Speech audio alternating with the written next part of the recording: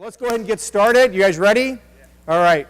Welcome to the My Life Seminar. This is the seminar that I've put together to really help you understand how to manage your life and your priorities around biblical priorities. I'm really excited about what we've put together, and because I've really kind of poured my heart and soul into it, and along the way I'll be telling you some stories about how we got to where we're at, how we learned what we learned, and why I think it's so valuable. So it's a real honor to be sharing with you today these principles that will hopefully manage your life even better.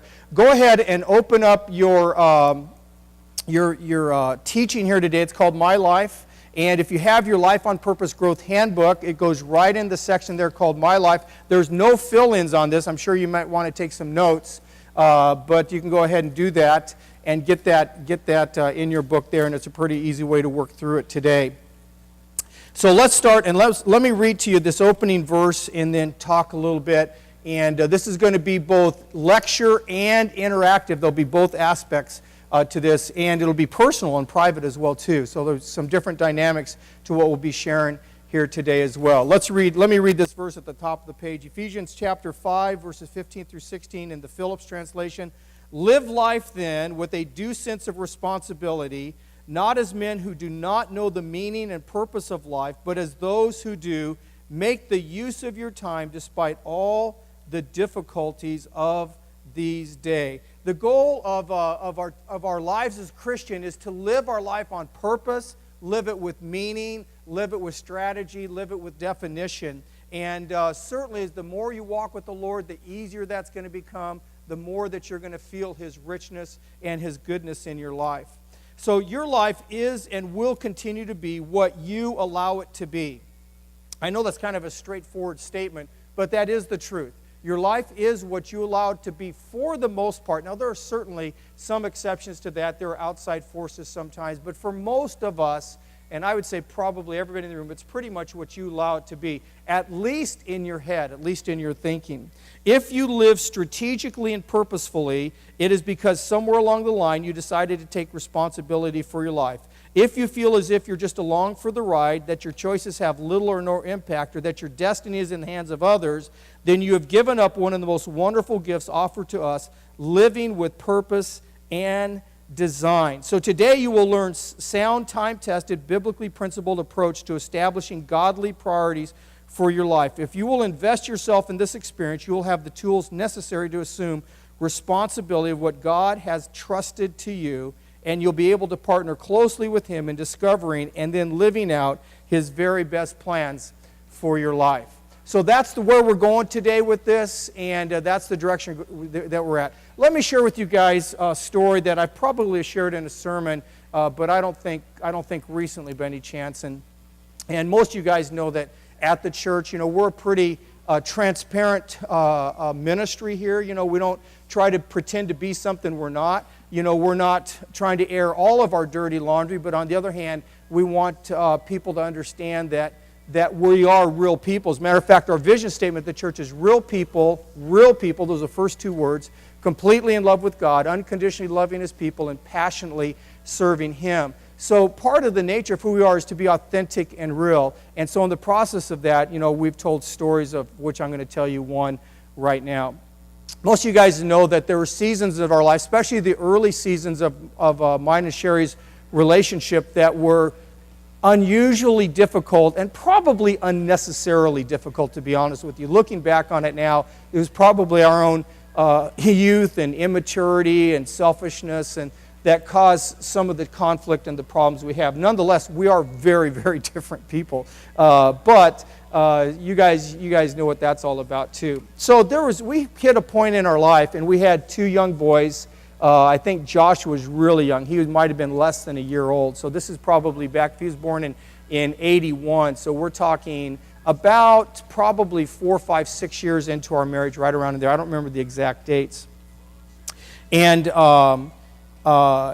were spending, we had the opportunity to spend some time together and to get away and to be together and to hopefully reconnect in some ways. The truth of the matter is we had really no money to go take a vacation, but some friends of my parents had a beautiful kind of kind of a beachfront sort of condominium timeshare thing that they gave to us for a week. And so I decided I was going to go. Even Sherry didn't go, I was going to go. And she heard about it. She said, well, I'm going too. So we were forced to be together for a while. Anybody know what that's like sometimes, you know? And so one of the things that we do, and we did during this week together, is that we really enjoy movies. I have no idea which movie that we were watching that particular time, but we went to a movie theater, and we go to matinees a lot because our schedule allows for us to go during the day, which is kind of a nice thing. However, especially if you go back to the early 80s, before digital projection, now some people don't remember this because you're just too young, but before digital projection, it wouldn't be uncommon to go to a movie theater, especially in the first part of the day. The projectionists are just arriving. They're trying to get everything all set up. And they would turn on cameras and they'd start to roll whatever the film would be projecting at that time. And I don't know why it is, but projectors would just be out of focus, you know. So you'd be sitting there and eventually the movie would come on. And it could be anywhere from slightly out of focus to kind of like significantly out of focus. But even if it's just a little bit out of focus, it presents a problem for you. And here's the problem from my perspective. The problem is this, is that the idea of going to a movie is that you escape into another experience or reality or something for a season. You know, that's kind of a really good movie takes you away to someplace else. You know, that's why maybe that's why I like them so much. I like to have that experience. But a really good movie will do that. Now, when a projector in those days was out of focus, it wasn't that you could not tell what was going on or hear the dialogue, because you could. You could tell what was going on, and you could follow the dialogue. But here's the problem. As a consumer, and as somebody that came to be entertained, all I'm thinking about is this. Come on, will somebody please go focus that projector? Are you with me, you know? And so you're hoping somebody else is going to do it. And I know how many times that I ended up going to you go to the concession booth and tell them, and they kind of look at you like, well, what do you want me to do? But anyway, it kind of works out along the way. And then once the projector is focused, all of a sudden, you're able to step into your life. Are you with me? Life was out of focus. The film is out of focus, right? And the Lord really quickened to me at that point in my life, and I think Sherry as well too, is that we were living our lives out of focus. Now, it wasn't that life wasn't being lived, and it wasn't that things weren't moving forward, and it wasn't that, to some degree, some things were being accomplished. But the vividness and the reality and the strategy and the connection behind it, that's what was missing. Are you with me? We were just living our life out of focus. Specifically, he talked to us about living our marriage out of focus, that there was no focus to our marriage, that he had put us together for a reason, but we were living out of focus. But to broaden that out, is that I think he was saying is that we were living our individual lives out of focus. Let me say two things about that. Very, very few people will take the time to focus their life, figure out what their life is about, and start to move towards that. That's what this is a significant step towards today. If you will take what we review today in this time together seriously, I'm telling you, you will take a very significant step towards getting your life into focus, right? And just as people don't live their life in focus, very few couples, very few that I know of, live their marriage in focus. All they are, they're in conflict, they're doing the busy stuff of living life, but they never stop and think about, why has God put us together? What does he want us to accomplish? How are we going to move forward and do that? You know, and man, if there's one thing, if you're here with a spouse, or if you have a husband or wife that you're committed to and you're going to spend your life with, at some point in time, you've got to have the conversations to start to really bring focus to your marriage as well too. Because if you figure that out, come on, the Bible says if two agree, it shall be done. It is hard to get your spouse to agree with you sometimes, right? But if you can start to agree together, I'm telling you, there is nothing that can hold you back. I've seen that happen in marriages, and this isn't a marriage class, but I'll digress for a moment. I've seen that happen in marriages my whole life. The difference between marriages of couples that have really focused in and gotten a vision for their marriage and those that are just existing together. There's a really big difference. So we were living our lives out of focus, and the goal of our time together today is to live our life in focus, to start to live it in focus. So this is not a time management seminar. As a matter of fact, I'm going to give you very few time management principles. I'm not going to get into the details of how to list things out. Mary Thompson, I think is, who I say, there's Mary. She was here one of the first times, and I know I got to one part of it. She said, man, I don't need anything else to do, Pastor. That's not the goal of today's class, is to give you something else to do, to talk about how to manage your time. The goal of the class is to have you take a step back,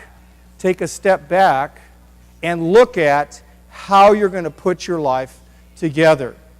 So I'm going to do a little illustration for you. Some of you may have seen this demonstrated before. It's not a magic trick or anything, so there's no big aha to it. But I'm going to do a little illustration for you just to make the point. Let's say that this glass container is the time that you have, whatever segment of time you want. Let's say it's a week of time, all right? Let's say that this represents. And you can't go over this, all right? You can't just keep piling things up. But I'm going to start and show you how to think about your life, okay, with this little illustration here. So I have this glass container, and then I have over here, I have these rocks that represent the things that need to fit into your life, all right? I think there's more laid out here than I can get in here, but let's see what happens. So I'm just going to begin to place these things in here. I want to get as much in as I can, right? I want to kind of manage maximize what we're doing here, and just get as many of these rocks in here. And you guys might be more creative than I am, but I'm going to do the best I can to really get this as close to the top, kind of lay it out here, get all the important ones in here that I can, and see where this is going to leave us here. Well, we're doing pretty good. This is holding more than I thought it would. All right, we're getting, so I said we can't go over the top there. Let's flip that one over. Let's see. I think we're okay on that one. There's one more here. Maybe, oh no, I need a thin one. Maybe that'll slide down. Ah, there's one more right there. Anybody think they can do any better? That's pretty full. We'll accept that. Pretty full life, okay? All right. You think that's full? Is that pretty full, you guys? Anybody think you could get more in? Anybody? Okay. Well, let me suggest something else to you, because I brought something else today. So we got those big rocks in. However, I have another resource here. So, because clearly there's still space in there, right? So these are pebbles here, right? So let's, whoop. Oh, we are able to get some more in here. Let's hope that kind of sinks down in there a little bit.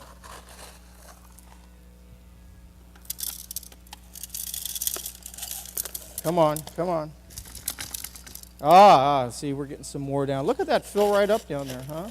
Not bad.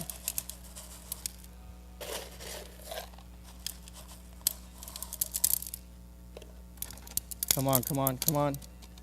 I don't know. I think that might be it. Think that's it? Anybody do any better?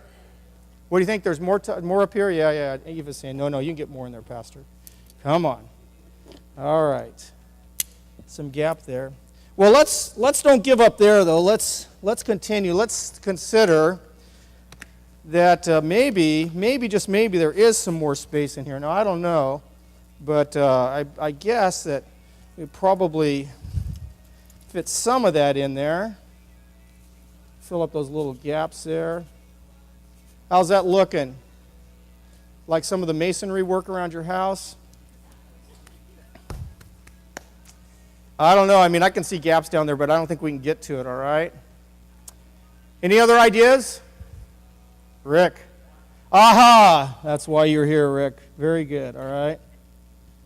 Now, maybe we can get more in there, and maybe we really can. Look at that. It'll go right down there and begin to fill up those gaps. It looked full, didn't it? It really did.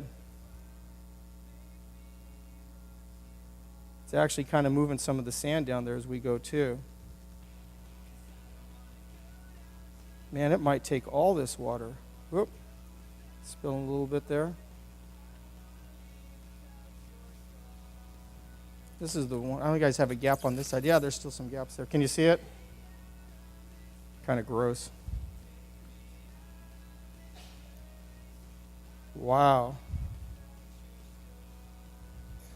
So it's going to take a little bit of time here, but we can keep going here.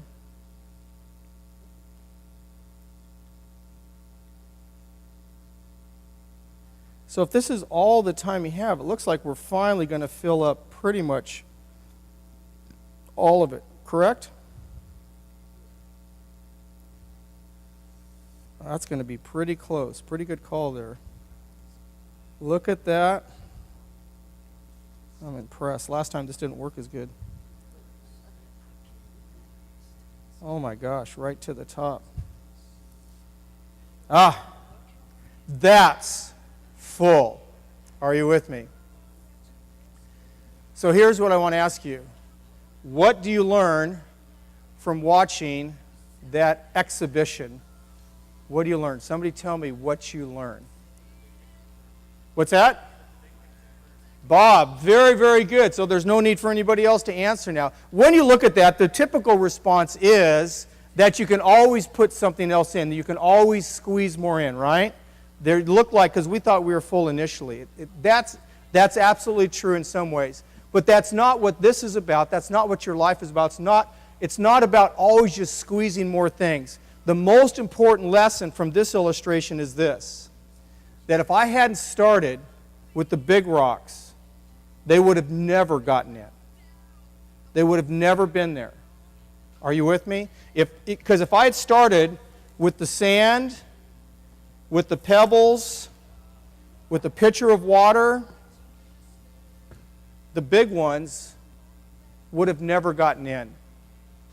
And so when you think about your life, and we think about our time and how we're going to live our lives, the most important thing to live in a life that's purposeful and strategic is figuring out what these are and putting them in your life first. Because otherwise, guess what? Your life will fill up with something. Right?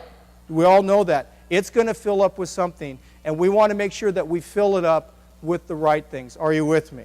Right? So you got to get the big rocks in first.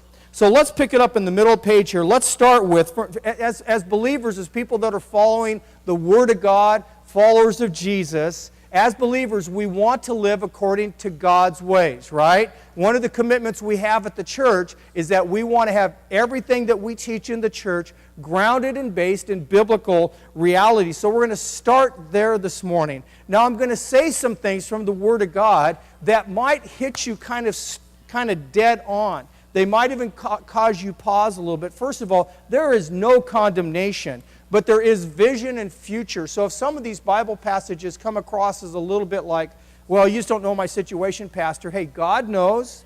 The Word of God is true, and this is the direction we're going. None of us completely fill the vision of the Word of God. There's space for all of us, all right? So I just kind of give you a little warning there that a couple of these things might be a little bit hard to hear. Biblical realities. God's ways are always better. Once you become convinced that God's ways, Bible ways, are better, you're connected to the flow of life and love that the Word promises, and it is game on. The Bible is clear that God and His ways are timeless. God is above and beyond time, and His principles are not affected by culture, regardless of how enlightened. The Lord did not suddenly realize that as the 21st century panicked slightly and decided to rethink the Ten Commandments. Yes? I mean, either the principles of the Word are true or they're not. If they were written for only people of 2, 3, 4, 5, 6,000 years ago and have no application to us today, then what the Bible claims about itself is just, it's no better than a fairy tale. But if what the Bible claims about itself is true, then we should listen to it and organize our life around what the Bible says. Malachi 3:6 says, "For I am the Lord, I do not change. Hebrews 13:8 says, Jesus Christ is the same yesterday, today, and ever. These two verses combine to crush any accusation that God's word or his ways are anything but ageless. Anything but ageless. We reject at the cause any notion that God is evolving. There are even schools of Christian persuasion. There's a theology that God is evolving, that he's growing. That's not what the Word of God says. The Bible says he's complete, he doesn't change, he never has changed, okay? So the bottom line is this: when your way of living, listen, when your way of living does not line up with God's ways, guess what needs to change? Anybody? Come on.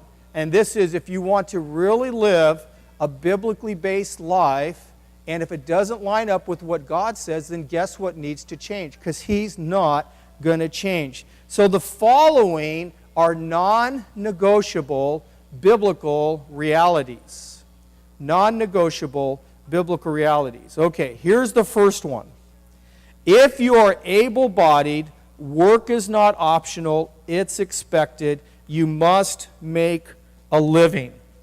Let's read that passage. 2 Thessalonians 3:10-12. For even when we were with you, we commanded you this: if anyone will not work, neither shall he eat. Said if anyone says will not work, doesn't say cannot work, says will not work, neither shall he eat. For we hear that there are some who walk among you in a disorderly manner, not working at all, but are busybodies. Now those who are such we command and exhort through our Lord Jesus Christ, that they work in quietness and eat their own bread.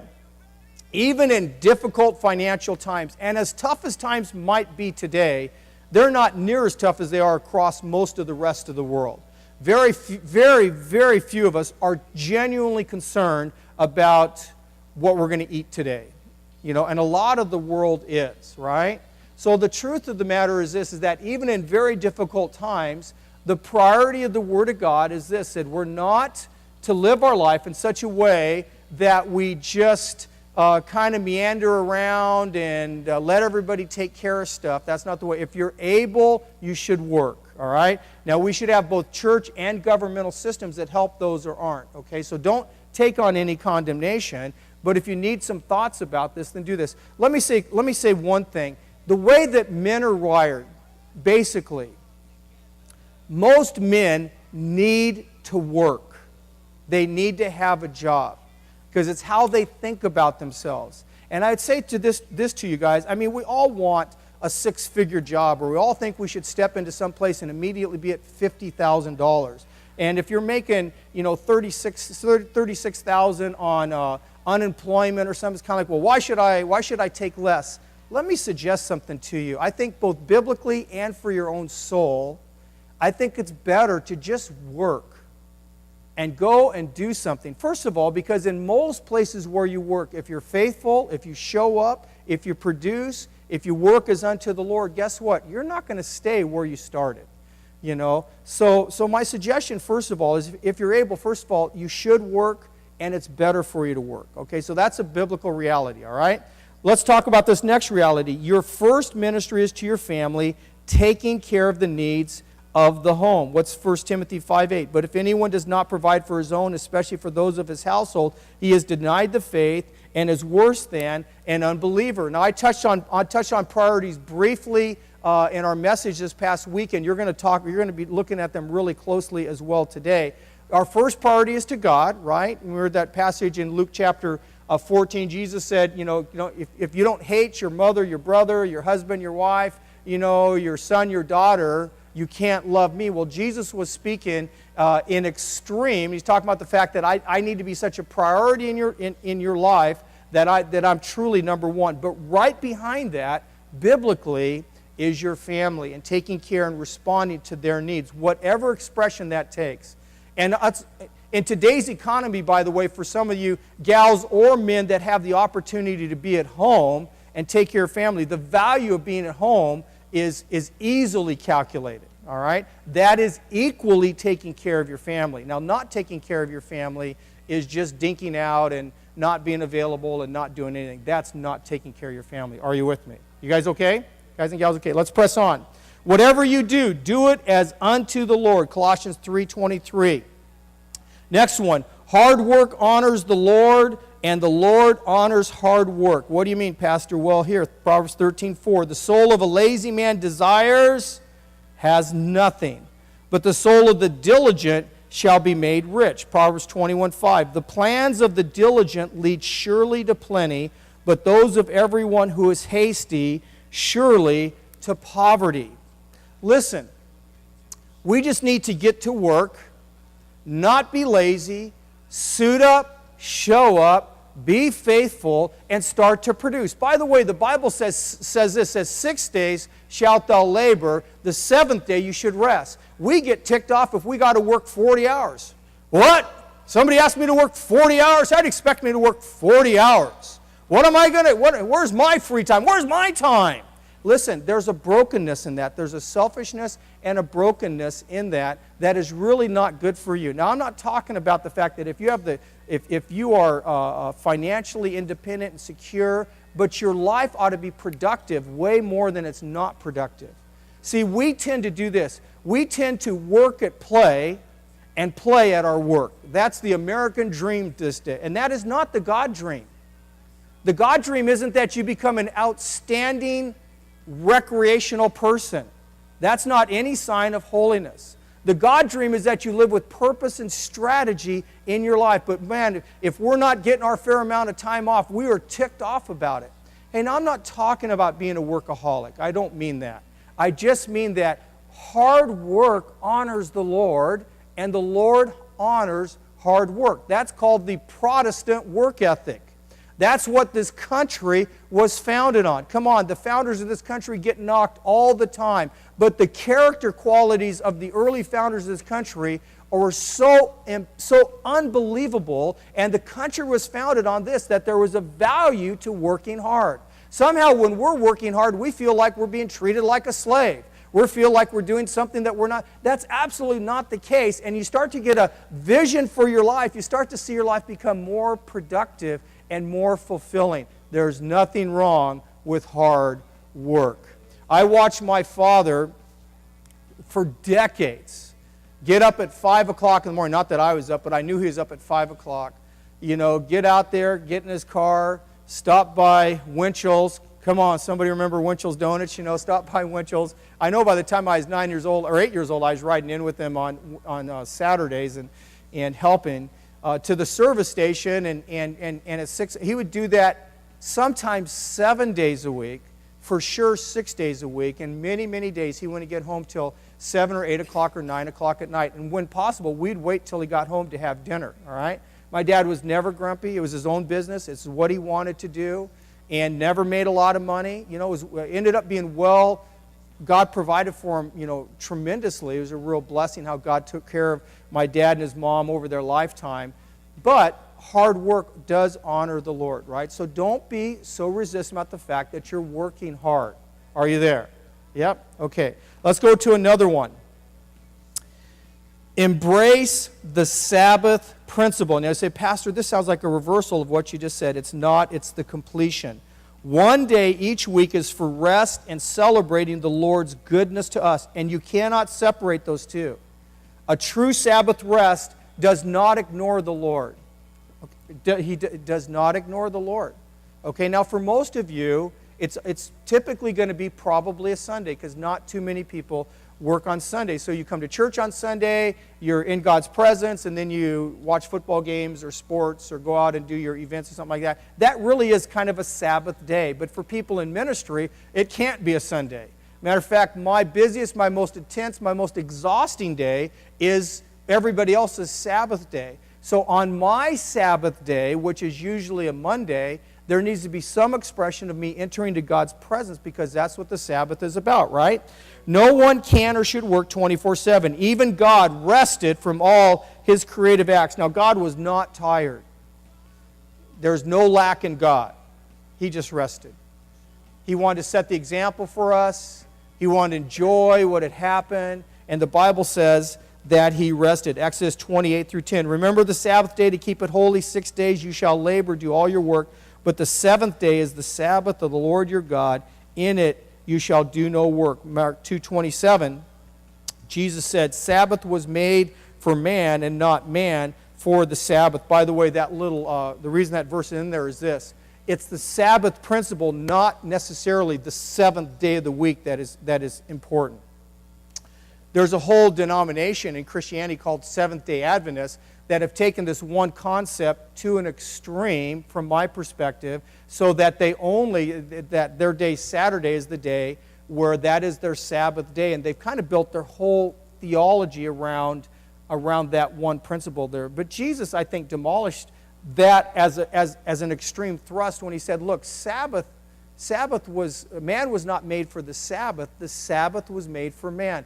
That seventh day was made for you. Why? Because you're supposed to recreate. Recreation is recreation. Yes? Are you with me? So that's what it's about. It's about renewing yourself. Hey, you can pull 24/7 for a while. We've all done it. I've done it. You guys have done it. But you can't do it for very long. When I was a senior in college, I'll tell you what I was doing. When my last semester of college, here's what I was doing. I was carrying 17 units to graduate. I was the captain of the baseball team. I was engaged. I was running 2 youth ministries, one at a church and one at a campus, and getting ready to get married. I had a headache for 5 straight months, all right? Because why? Because I was violating the Sabbath principle. I was kind of overdoing. So you can do 24/7 for a while. Sometimes you have to. God's not going to be like, oh man, I'm not going to bless you because you're working extra hard right now to meet a deadline. But you can't do it your entire life. Some of you guys that are truly workaholics, you need to turn it off. Are you with me? Good? All right. You guys are awfully quiet, which makes me a little nervous. All right, let's go to the next page. Make God your first choice, not your last desperate plea. We talked about that, Matthew 6:33, seek first His kingdom. Here, let's go to another biblical principle. Life has no guarantees, so make good use of the time you have. Make good use of the time you have. There's no guarantees. Hey, listen, the promise of the Word is that we would all live 120 years. That's what was given to man. After the flood, what was given to man, the number of days would be 120 years. Frankly, I see some people that have reached past 100. I don't want to look that way. I don't want to live that long. However, if God wants me to, I will. So in an ideal world, I think if you're talking about what does God want from me, that's what you believe for in your life. But it also says there's no guarantees. So what are you waiting for? You know, you're waiting until things get better? Man, if God's told you to go back to school, don't wait another day. Go get the applications. Start taking a class.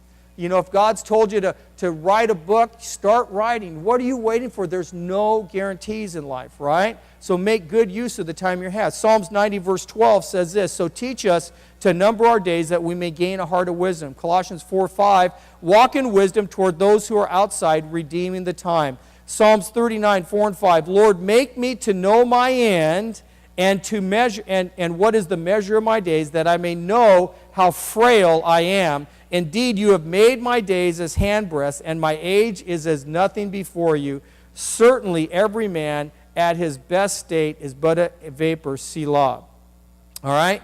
And then finally, understand the seasons of life and what the times call for. So when you think about your life, all right, you need to realize that there's no guarantees. You need to be in the moment. Jesus said, don't worry about tomorrow. Today has enough troubles of its own.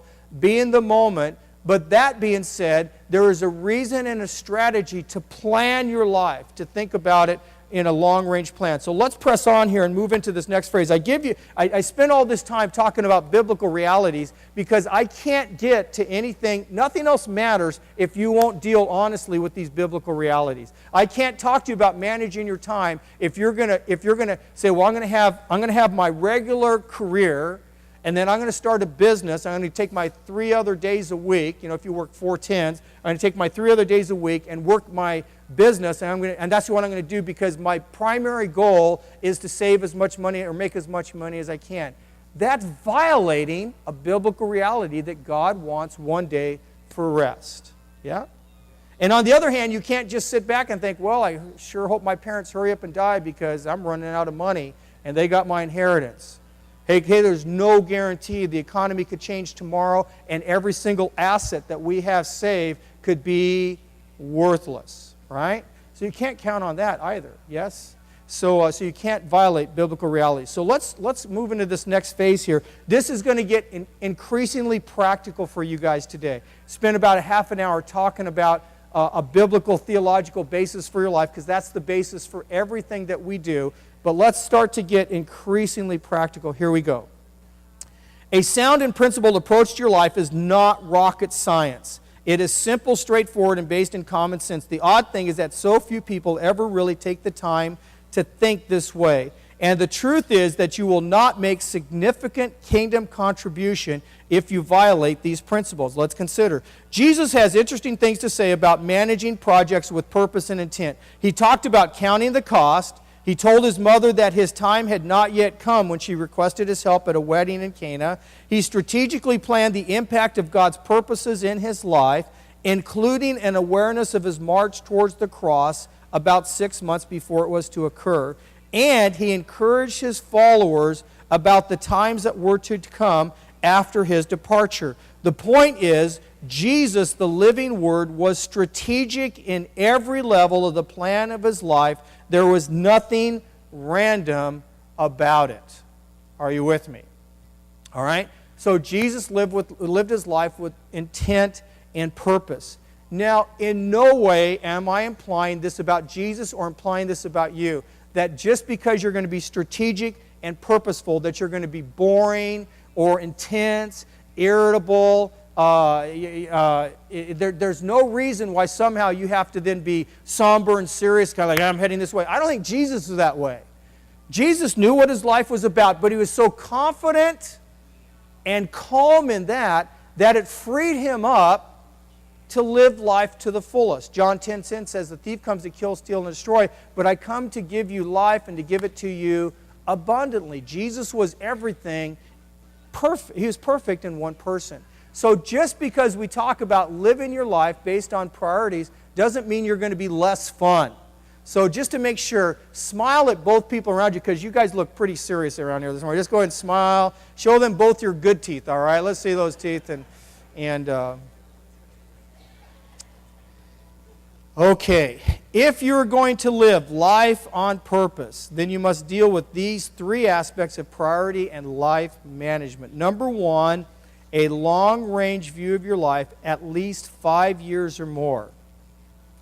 A 5-year view of your life, all right? If it is said, if you don't know where you're going, any road will take you there. It is also said that most people overestimate what they can do in a short period of time and underestimate what they can do over a long period of time. To address this aspect, we will be developing a personal mission statement. We're going to give all of you PMS this morning, all right? You all get PMS. A personal mission statement. You have to know where you're going in life. You have to have some vision of what you want your life to be about. And clearly, in a 5-year segment, which is pretty easy for most of us to conceive of, you ought to think about your life as being 5 years better in every dimension of your life than you are right now. 5 years from now, you ought to be that much better. There is no doubt. Our church is 9 years old now. You know, there is no doubt that I'm a much better leader, pastor, minister in every way than we were when we started 10 years ago. And I was giving it my all then. I've never held anything back. I've given it my all the time. But I also have always realized the fact that I'm going to keep growing. I'm going to keep learning. I'm going to keep pressing on. I want to be a better man. I want to be a better leader. I want to be a better communicator in every way. That's having a long-range plan for your life, and we all need that.